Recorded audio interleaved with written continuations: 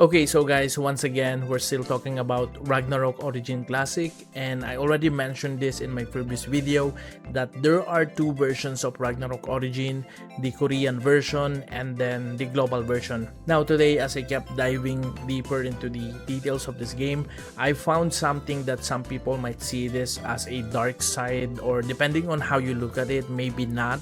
And honestly guys, this is a very interesting topic. That's why I decided to create a content about this one. But anyway guys, before we continue, quick words from our sponsor, Miko Pogi, a simple MMORPG player guys.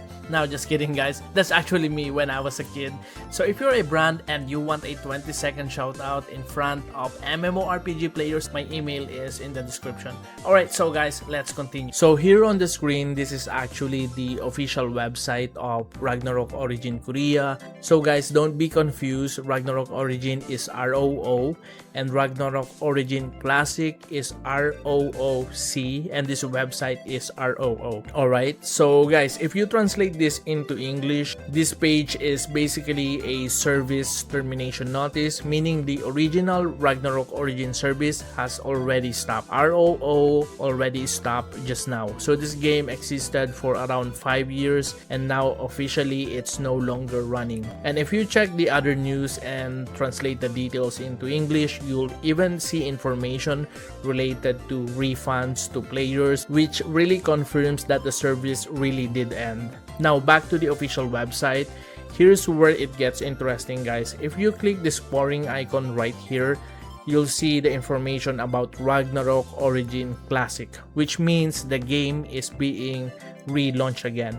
So from a player's point of view, it feels like the game was closed and then reopened again, just under a different version. And the gap between these two things, like closing the game and opening it again, is actually very short, like around 2 or 3 months. So imagine this from the perspective of a player who really invested a lot into their character in ROO before. Like you spend time, you maybe spent money, you built progress over years, like maybe 5 years, then the game shut down, and shortly after a new version opens that looks very similar. So for some players that can feel uncomfortable, right? And that's where I realized that okay, I think this is one of the reasons why it doesn't go viral at first when they announced this ROO Classic. But at the same time guys, there's also a lighter or more positive way to look at this. So maybe the first run of Ragnarok Origin was actually something like a learning phase. Like they already experienced which system caused pay to win, which updates created huge power gaps between pay to win players and F2P and semi pay to win, and which mechanics slowly destroy the game. They definitely have those data right now. So instead of slowly fixing everything like one update at a time, they might have decided to just reset the game completely. And now with Ragnarok Origin Classic, they already know what not to add. That's why we're seeing no gacha, no power pets, no red system, no stat costume. So yeah, this could be a better version built from experience, or this could also be another trap for most players.